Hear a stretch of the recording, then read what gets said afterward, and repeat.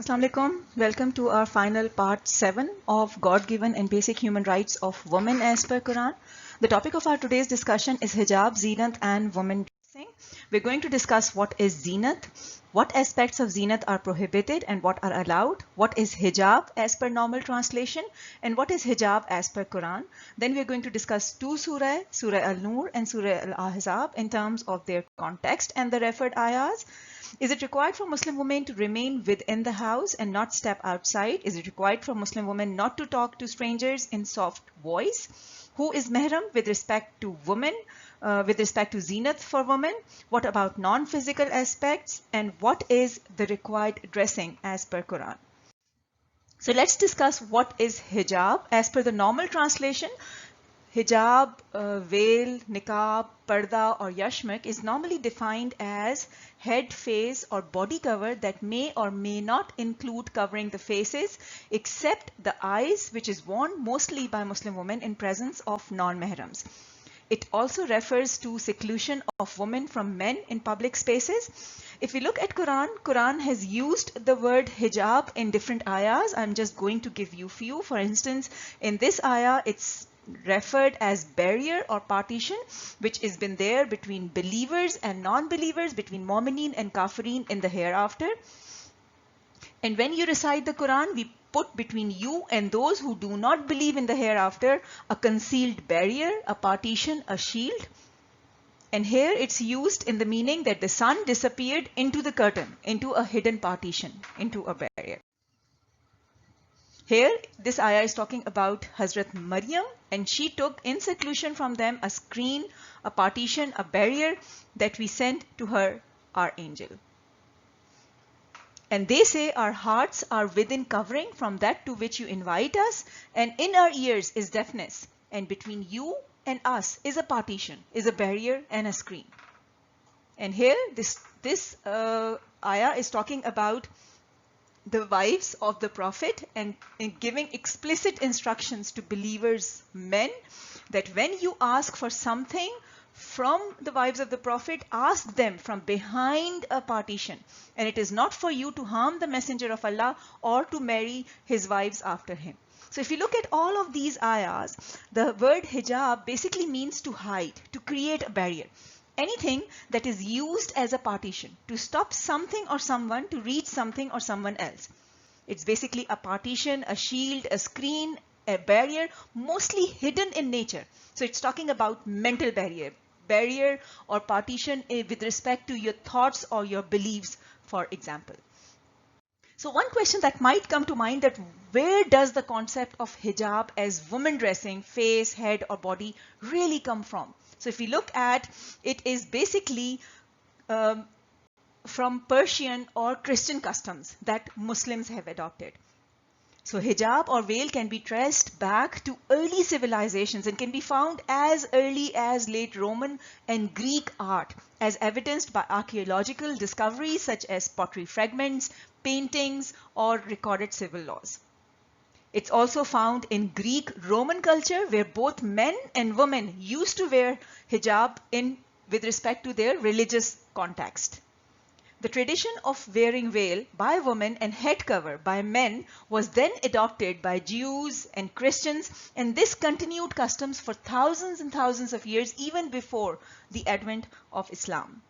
So even today, it's basically a custom, a tradition, a culture not related to Islam. So if you look at Jews, for instance, so observant Jewish women cover their heads most of the time, especially in weddings and religious places or festivities.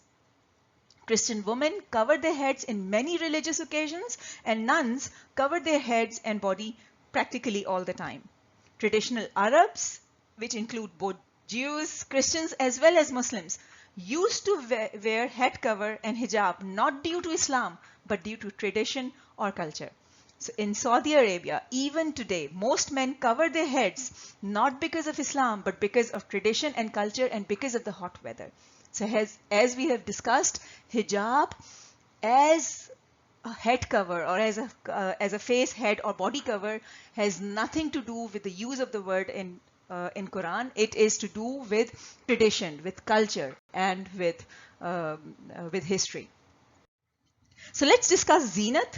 As per Quran, the word zinat has a root word zayyan, which means anything used to decorate, adornment, jewelry, ornament, etc. to beautify anything or make it look attractive. Something that looks beautiful to us aesthetically, or which is a part of our fitrat, not just in terms of our or in terms of our eyes, that something looks good to us with respect to our eyes, but also in terms of each and every aspect of our fitrat. What is Zayyan as per Quran? So this ayat starts with that Zayyan for people is the love of that which they desire. So this is the definition of the word Zayyan, is the love of that which they desire. And what that includes: of women and sons heaped up sums of gold and silver, fine branded horses and cattle and tilted land. That is the enjoyment of this worldly life. So what is the enjoyment of this worldly life? What is it that attracts people, both men and women? Is woman, as her whole being, is sons, heaped up sons of gold and silver, wealth, property, land, estate, means of transportation, etc. So all of these are those things which are zinat. Now do keep in mind that when God says that woman is zinat, it does not mean the physical aspects only. It does not mean the voice only. It includes each and every aspect of her personality, of her being, even her emotions, or her ability to keep or secrets and to be shared secrets by others, is a part of the zinat which attracts other people. So let's discuss what part of zinat are allowed as per Quran and what are prohibited. In this regard, we're going to discuss 32 and 33 ayat of chapter number 7. And it starts with, they say, who has forbidden the zinat of Allah, which he has produced for his servants, and tayyibat as things of provisions or risk. The word zinat has already been defined. The word tayyib basically means something that one's like. It's something that is one's most favorite, or something that one's like the best.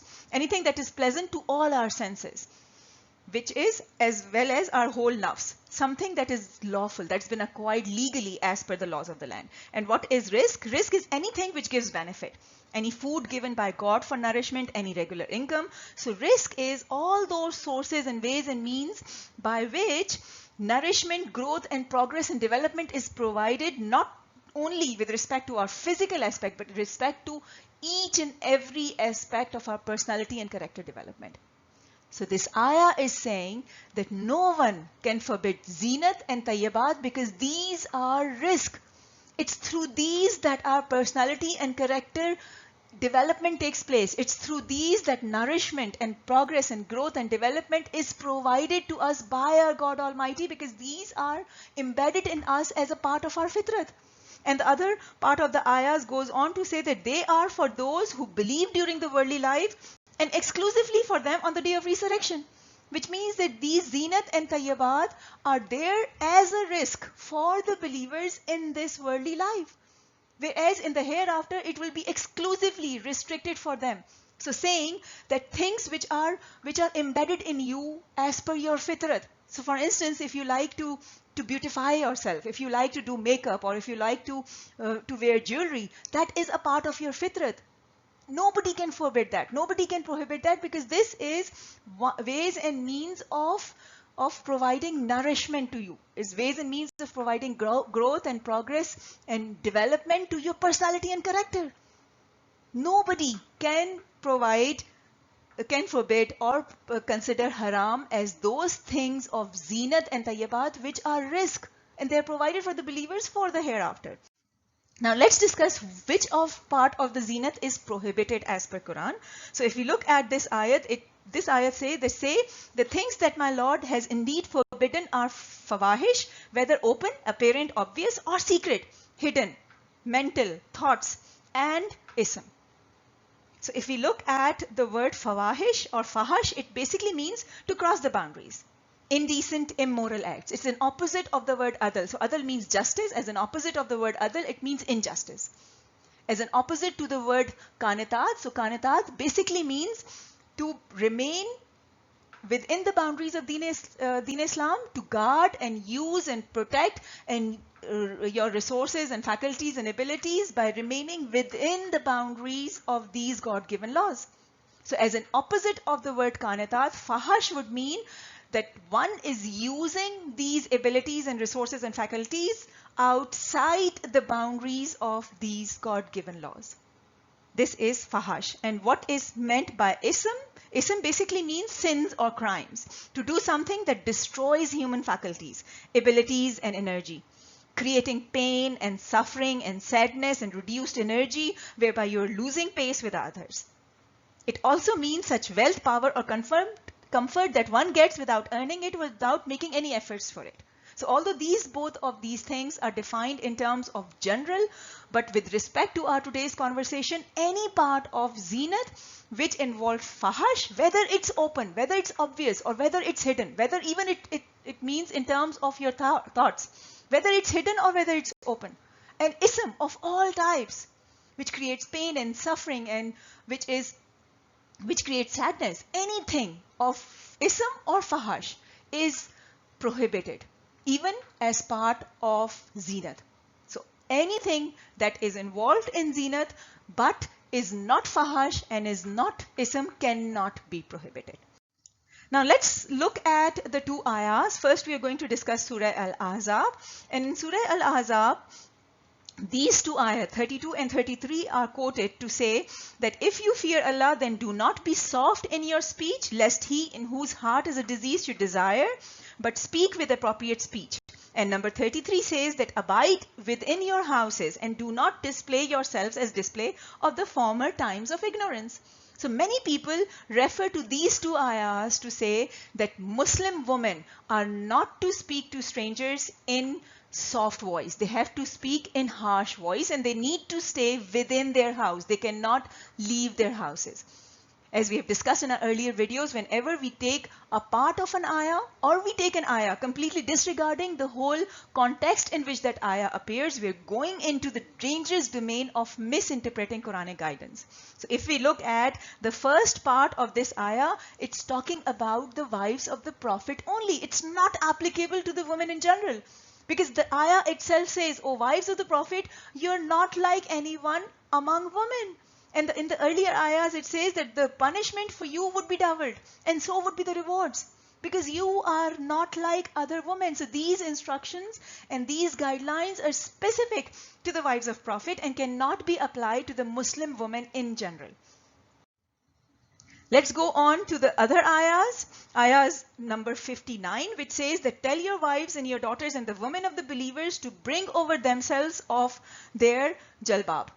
And because of this ayat, people say that it's this ayat that is addressing believing women, and therefore, as per this ayat, believing women are to be covered from head to toe in abaya or niqab, etc. Whereas, if we look at the word jalbab, jalbab means any outer garment, such as a cloak, which distinguish yourself. So for instance, if you're wearing a cloak at the time of your graduating ceremony, so that cloak distinguish you from those who are not graduating at that point of time. So this is any outer garment that distinguish you from the others. And that's exactly what this ayah is meant. If we look at the whole phrase, that is more suitable that they will be known and not be abused, which means that they need to distinguish themselves from the non-believers. Why? Because they will not be abused. Now let's look at the whole context of these ayahs. If we look at all of these ayahs, which we are 59, number 60 and number 59, we would 58, 59 and number 60, we would realize that these ayahs are talking about a specific situations. So there were munafiq who were harming Muslim men and Muslim women. And what is it meant by munafiq? Munafiq or hypocrites are those who on the face of it would say that we are the believers, but deep down inside they try and they want to harm the believers and the Muslim men believers and the believing men and believing women. Since they want to harm the men and women, believing men and women, what they were doing, they were creating accusations. They were creating slander. And in order to avoid this, these specific instructions was given to the Muslim women, believing women, the wives and the daughters of the Prophet, that bring over yourselves your outer garment, your jilbab, so that you could be distinguished as being of the believing woman. And therefore, there is no excuse that could be given to these munafiqeen to harm you. And also, if we refer to the last ayah of this ayah, it says, last part of this ayah, number 60, it says that they will not remain your neighbors except for a little. That they will not remain as your neighbors except for a little period of time, which means that this is only a temporary situation. So this situation is not applicable to other times. This was a temporary situation. This was a very specific instructions given to the believing women so that they could be distinguished from the non-believers, and therefore they will not be harmed by those hypocrites. And again, this is a temporary situation, cannot be applied to the times of today. Now let's look at Surah Nur, and in order to discuss the ayah number 2431, which is normally quoted in order to give the instructions related to the Muslim women dressing, I would like to look at the whole context of Surah Nur, because in order to understand what this ayah is exactly talking about. So the very first ayah is saying that a surah which we have sent down and made obligatory on you. Obligatory means farad. It has been made compulsory for you to follow.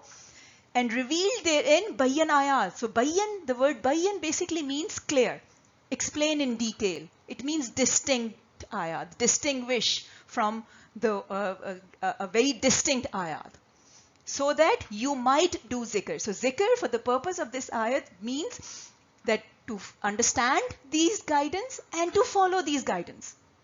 These are the ayat that are being bayyan, and it has been made sort of compulsion on you. It's been made obligatory on you that you understand these ayats and you follow these ayats.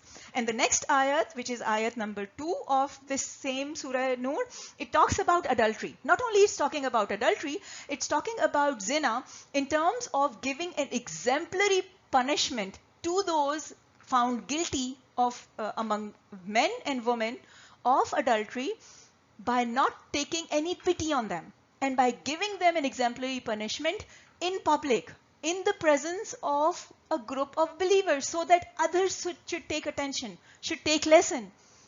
And then the other ayahs are talking about fahashi and talking about accusations, buhtan, giving very explicit notions that these are acts which involve painful punishment, not only in this world but the hereafter. And also the word used here is the word lanat. And then in ayat number 28, it talks about taking permission whenever you're entering a private quarter of anybody. So seeking permission, if you do not get the permission, turn back, do not go inside. Now, keeping this context in mind, that these ayahs are talking about adultery, about zina, about fahashi, and about accusations. We are now going into the ayah number 2430 and ayah number 2431. Now, ayah number 2431 is talking about Muslim women, but ayah number 2430 is talking about Muslim men. So everybody talks about 2431, but nobody talks about 2430. So let's talk about 2430, which starts with the kullul mu'minin. Whenever this phrase kullul mu'minin, for instance, is used, it's used as a third person, which means that the Prophet is being addressed and told that go on and tell this to the believing men, which means that these instructions are to be applied by these believing men as per their own situation. And then the ayah goes on to soften, reduce their vision. So ghazas basically means to reduce, to soften, to make less harsh, to lower, to bend, to make something less. It's also used for the purpose of voice, as in to lower, reduce, soften your voice. So does it mean that when it says that reduce your voice, does it mean that you cannot speak or you cannot talk? No, it means that you need to reduce your voice. You cannot talk in increased volume or pitch. So therefore, with respect to this particular ayat, keeping the context in mind, which was talking about zina and fahash and accusations, it's talking about controlling the aspects of sexual related connotations, right? So it's talking about that you need to reduce your vision. It does not mean that you cannot look at other women. It does not mean that you cannot look around. You can look around, but your vision should be devoid of any sexual connotations or any sexual inclination whatsoever. It should not be harsh with respect to sexual connotations. It should be soft. It should be lowered. It should be reduced. And these are specific instructions to the believing men first before it's going on to the believing women. And the next part is, and guard their private parts. Now notice the word used here is guard, hafs, hifazat, protection. Guard their private parts. The word used here is not conceal or not cover, which means that whenever the word guard is used, it means that not only the private parts are to be covered, all the adjacent muscles and associated muscles and parts are also to be covered. So for instance, in case of men, it would mean that covering all the areas related to the lower abdomen up to the knees. Similarly, a part of the chest needs to be covered, so that you need to dress and cover so that it does not provoke anybody sexually. Let's go on to the 2431. Again, it starts with the same kullil mu'minat, which means tell the believing women that they need to apply these instructions as per their situations. Again, the same thing, reduce their vision, which does not mean that they cannot look at other men. It means that their vision should be devoid of any sexual inclination, any sexual connotations. They need to reduce, they need to lower their vision. And when it comes to guarding their private part, it means that guarding all their private, concealing all their parts associated and adjacent with the private parts as well. So in case of men, we have already discussed. In case of women, we all know their chest area is also their private part. So they need to conceal and they need to cover and keep it hidden from neck up until their elbow. And in terms of their lower abdomen area, they need to cover not up until their knees, but below the knees up till their calf areas. The next phrase is, and not exposed their zenith except that which is apparent thereof. And when it say illa ma zahra minha, which means except that which is apparent thereof. So what is normally apparent in terms of a Muslim woman? Those areas which you do wuzu for. It means your face, it means your hair, it means your ears, it means your neck, it means your arm, it means your ankle in your feet. So cover your zenith except that which is normally apparent of. And then it goes on to say, and to wrap behumrehunna over jiyubehunna. Now, this particular phrase has been wrongly translated as to wrap their face or head covering over their chests, which means that they need to cover their head, hair, and their chest. This is a wrong translation. If you look at the word khumrehunna or khamar, is basically means covering. And it's the same root word that's used for intoxicants and for alcohols, because it covers the sanity of the person using it. So khamar basically means any garment, any piece of cloth, any covering, any curtain. It could be anything at all. And the word jiyubehunna, which has been normally translated as chests, has the root word jayb, which means any opening in the garment. It could be the opening even with respect to their chest, but it could be any opening in the garment. For example, a pocket of a shirt. So if we look at this particular phrase, it actually translates as to wrap their covering over any opening in the chest area. Any opening in the dress, which could include their chest, which could include their sleeve. It could be an opening on the back of their shirt. So they need to put a cover. They need to put a piece of cloth over any opening in their dress, including anywhere in their body. And then all of these phrases are so closely aligned with the last phrase of this ayat, which says that let them not stamp, beat, strike with their feet so as to reveal what they hide of their zenith. So when a woman strike their feet on the ground, what part of zenith gets revealed? It's their chest area. So what it says is that do not walk in a provocative manner. Do not walk in a sexually attractive manner. Do not do that. Do not stamp your feet on the ground so that that part of zenith which is supposed to be hidden, that is your chest area, gets revealed. This is explicit instructions that is closely aligned with all the context that we have been discussing. Then not expose their zenith except to their husbands, their fathers, their husbands' fathers, sons, husband's sons, brother's sons, sister's sons, women, that for whom they are under oath to be responsible for, male followers, attendants, having no physical desire, or children who are not yet aware of private aspects of women.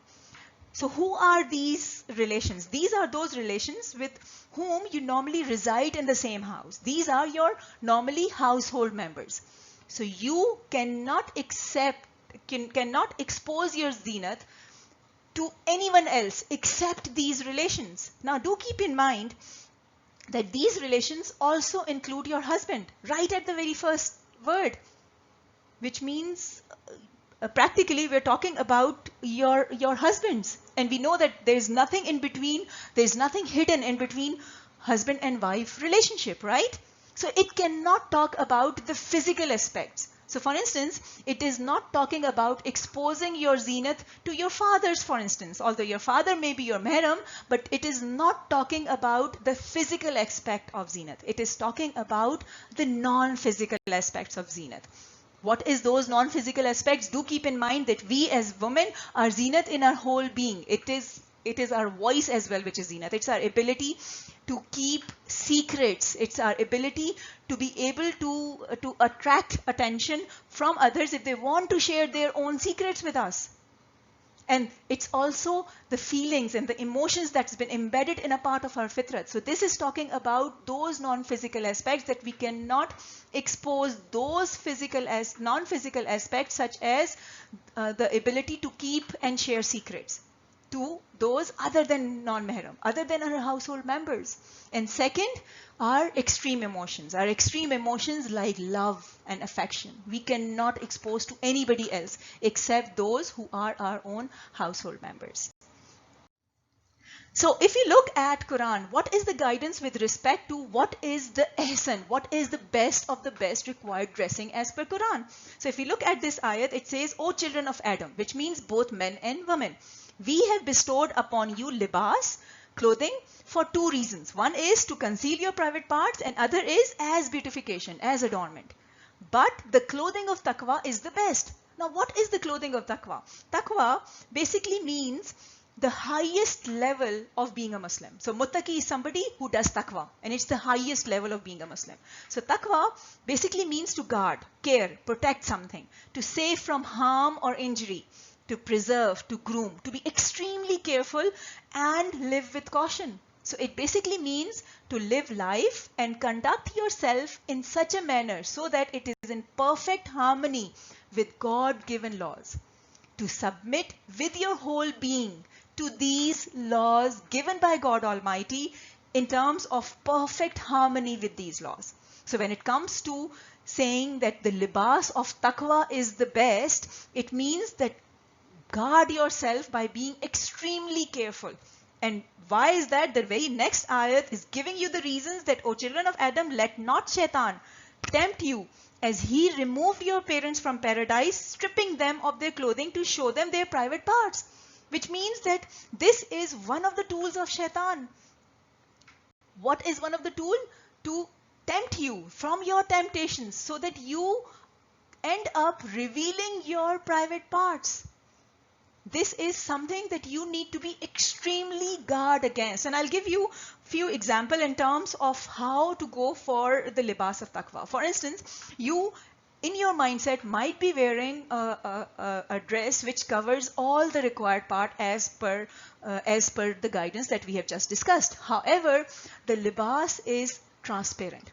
The libas that you're wearing or the dressing that you're wearing is seen through at certain angle, which means that if it is seen through and if it is transparent, it can provoke somebody else sexually, and therefore you need to avoid that. Similarly, let's suppose you're going outside and it rains. So you're wearing a certain cloth which is of that material, such as a lawn or something, which means that although it's covered, it can get revealed. And it can sexually provoke somebody else. Similarly, for instance, if you're wearing a dressing which might cover everything else, but it's very tight, it's very, very tight dressing, which means that it is again involved in provoking somebody else sexually or attracting somebody else towards you sexually. We need to avoid all of these instances by going extra mile, by being extremely careful. Go for the most modest, most decent, by keeping all of these in mind, and because the libas of taqwa is the best, is khair. Now, what about current Muslims' practices and perception? If we look at the current Muslims' practices and perception, all of the focus is on women dressing. Nobody talks about men. Nobody talks about the vision of the men. What about the vision? Why do they don't need to reduce or lower or soften their vision? Why their vision should be devoid of any sexual inclination whatsoever? And how and what aspect or guidance is in Quran with respect to Muslim men dressing? Nobody focus on that. But let's suppose with respect to the women dressing, there are two categories of Muslims. The one category of Muslims are those who believe and practice hijab as face, head, or body cover from head to toe as the part of deen, because they assume that this is a part of deen by following somebody else. Somebody else have told them that this is a part of deen. So you need to cover your face, or you need to cover your head, or you need to cover yourself from head to toe as this is a part of deen. And they are simply following somebody else. Or the second category of those who say that they know this is a part of deen, who say that they, as per their knowledge, this covering of face or head to toe body cover is a part of deen, and therefore others should follow what they are saying. These are the two types of Muslims with respect to the women dressing as prevalent nowadays. Now, for both of these, I would like to discuss this ayah again, where it is highlighting all the things which are prohibited as per Quran other than food category. And it says that assigning of partners to Allah for which He has given no authority. Now, we all know that the only lawmaker with respect to matters of deen is Allah only. So if we are following somebody else, what we are doing unintentionally, we are assigning him as partner to Allah by making him a lawmaker in the matters of deen as well. And that is doing shirk. That is a concept of shirk for which Allah has not given any authority to anyone. Allah has not given any sanad to anyone at all. Because in the matters of deen, there's only one authority, which is there's only one lawmaker, which is Allah Himself. So if you or me are following anybody else and thinking that we are following because he or she has said that this head, face, or body cover from head to toe is hijab as required by Deen Islam, then what we are doing by following him rather than following what Allah is saying is that we have assigned himself as partner to God Almighty, and that is doing shirk, which is prohibited as per Quran. And the second type of Muslims who say that they know this is a part of deen. They say that the face covering or the head covering or the head to toe body cover is a part of deen. They know this. And to them, Allah is saying that they do not have any knowledge. You do not have any knowledge. If you say this, then you need to complete your knowledge first. Go on, read Quran, understand Quran. Complete your knowledge first. Because if you are saying things that you have no knowledge about by associating these things as the matters of deen, then you are associating things in the name of Allah, which is a prohibition, which is prohibited as per Quran. So as normal Muslims, what should we do? The first and the foremost, we need to be very, very clear that hijab, as is commonly understood by Muslims all across the world, is not part of deen. It is a tradition. It is a culture. What is hijab as per Quran? We have already discussed. What is the requirement for both men and women as per deen, as per explicit laws given in the Quran by God Almighty, is that they need to reduce their vision. They need to guard their thoughts first. They need to lower their vision. Their vision should be devoid of any sexual inclination whatsoever. Then they need to guard their private parts, not just cover their private part, guard their private part, which means that all associated and adjacent body parts related to the private parts need also to be covered and concealed as well, in addition to the private parts. And third, libas of taqwa is the best. Go an extra mile, be extra careful, be most decent, guard yourself against this. And those instructions that are specific to women are cover any openings in garment with cloth, not walk in such a way so as to reveal hidden zinat, which means that do not walk in a provocative manner, do not walk in a suggestive manner, do not walk by stamping or beating your feet on the ground. Women can't reveal other than mahram. What part of the zenith women can't reveal? It's the secret. It's those extreme emotions such as love and affection. What if I think that hijab, as I follow, is the best for me and my situation? So what if I am one of those Muslim women who believe and think that this hijab that I'm wearing, whether it's covering my face or it's covering my head or it's covering my body from head to toe, is the best for me. It's the best in my situation. If you think that, then please go ahead.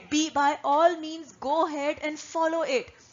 Follow whatever you think is the best, because if we even look at it, if you're wearing hijab, you look graceful, this is gorgeous, you look amazing, it is very, very decent, it gives a very decent impression, and it also gives a sense of protection to you as a woman. But do keep in mind that whatever you're doing as per your personal preference, as per your own situation. This is not as per deen. So you do not have the right to judge other by saying that why are they not following what I am following. And you cannot look down upon other people, because God says that do not ridicule, make fun of, or look down of other people. Maybe they are better than you. Do not do that. And do not insult one another, and do not call each other by negative nicknames. Resht is the name of Fasik after Iman. Do not do that. So thank you so much for listening to this presentation. This concludes our series, God-Given and Basic Human Rights of Women as per Quran. Do watch our earlier videos. So part 1 was history of patriarchy in Muslim societies. Part 2 was God-Given and Basic Human Rights of Women, excluding marriage. Part 3 was rights related to marriage. Part 4 was rights related to divorce. Part 5 was polygamy, the concept of multiple marriages. Part 6, beating of wife, ayah number 434. And part 7 was hijab and zinat as per Quran, as we have discussed today. You can watch all of these videos in the YouTube channel as well as in the Facebook group of Waqt Forum. Thank you so much. Jazakallah khair. Allah Hafiz.